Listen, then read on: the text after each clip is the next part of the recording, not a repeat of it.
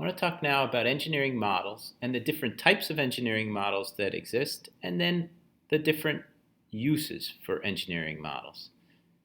First, I want to point out that something as simple as a sketch is a model.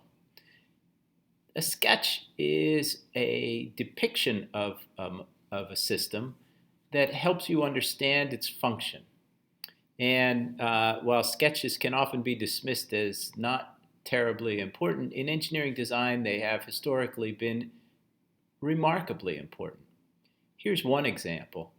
This is a sketch that a gentleman named Bob Metcalfe made in 1973, and it was a sketch describing a way for what were at then a number of independent computers to talk to each other.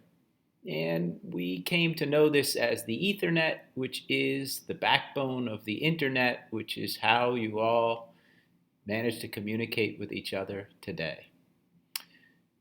This started out as a sketch, and this sketch was a sketch that Bob sent to his boss to try to describe his ideas for the internet.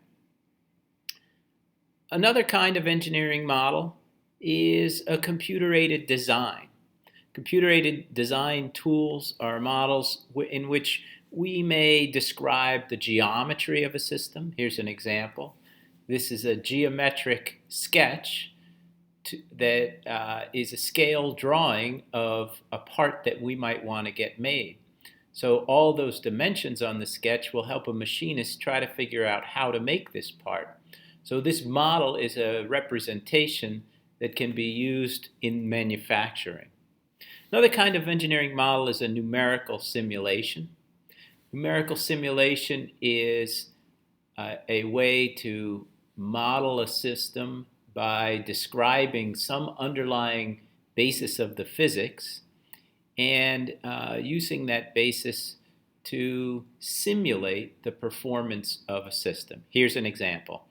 This is a simulation of heat transfer that describes the temperature of an operating electronic chip by modeling heat flux and thermal material properties of the chip. The model itself is based on the constitutive thermal models that we understand for a heat transfer process. Physical models are also used to assess aspects of performance. And this is a scaled physical model of an F-16 jet in a NASA wind tunnel. And if you notice the blue lines at the top and the bottom, that's a laser scan that rasters across the physical model and helps us to visualize the flow going around the jet. In modern aircraft design, physical models are quite often used to try to help understand flow and to visualize flow around a particular aircraft shape. The final kind of model that we'll talk about today is math models. And math models help us understand the expected behavior of a system based on our knowledge about the governing equations. So I will show you here a little bit of something that you're already familiar with, which is free fall. So a math model for free fall begins with our understanding that in general, F is equal to ma. So given that understanding, your high school teachers were able to convince you that A itself was equal to the derivative of velocity, and that given an initial velocity, I could find the final velocity to be equal to the initial velocity plus the acceleration times time. And then also your teachers in high school taught you that you could find the final position, the final height of the free-falling object by knowing its initial height, its initial velocity, and its acceleration, given that the acceleration was constant. And in free fall, we know that the acceleration is constant. It's 9.8 meters per second squared.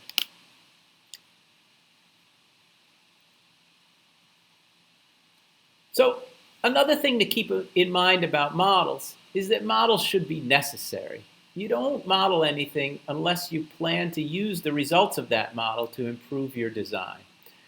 An example is new airplanes and skyscrapers get modeled to evaluate their strength. New houses do not. And the reason is houses are constructed according to codes. There's no reason, if you follow the code, to worry about the engineering design not being safe. New airplanes and skyscrapers need to be simulated to make sure that their new design will withstand the forces and loads uh, in operation. Common uses of models are four that we'll describe. The first is to understand the geometry of a system. And an example for this is a CAD drawing of a complex part. So let me show you a CAD drawing of a complex part. This is a part that may be familiar to you. This is an iPhone 5, and this drawing shows you everything you need to know geometrically about how the case is designed for that particular camera. Another kind of engineering use of an engineering model is to simulate the performance of a system. For example, you could use a circuit analysis tool to simulate the electronic behavior of a new chip or a new electronic circuit design. So let me give you an example from the photonics world. Here's a photodiode, which is a sensor that senses light and generates electricity depending on the amount of light it senses. And then we are amplifying that signal from the photodiode using an operational amplifier. And there's a voltage that comes out the far right side of that circuit.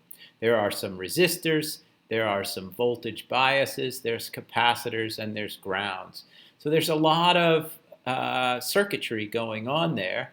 And the graph on the right illustrates the behavior at the output voltage as a function of time, and shows some simulations of what happens if we change values of a particular resistor in this system. A third use of models is to identify the relationships between design parameters and behavior. An example of that is wind tunnel testing for a new automobile.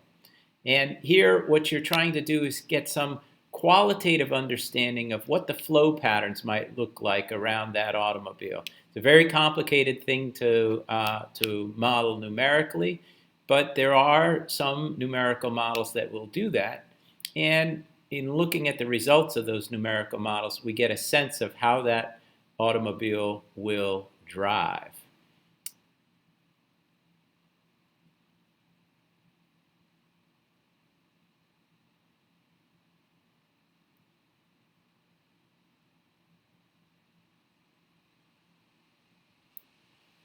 The final type of use of a model is to ensure the safety of the design. And this one is very, very common in engineering practice. An example is an analytical or numerical estimation of the maximum stress in a component under loading and a comparison of that stress to the yield strength of the materials used. So you want to know, is the object, the system that you're building, going to fail under the conditions of use that you anticipate it being subjected to. So for example, we can look at a bicycle frame and how that bicycle frame will be stressed as we apply acceleration through the pedals to the bicycle. And here's a simulation of that. This is a numerical simulation of a bicycle as it's being pedaled. And the blue represents low stress regions, the red represents high stress regions, and we can use this kind of simulation to model the behavior and the safety of the bicycle.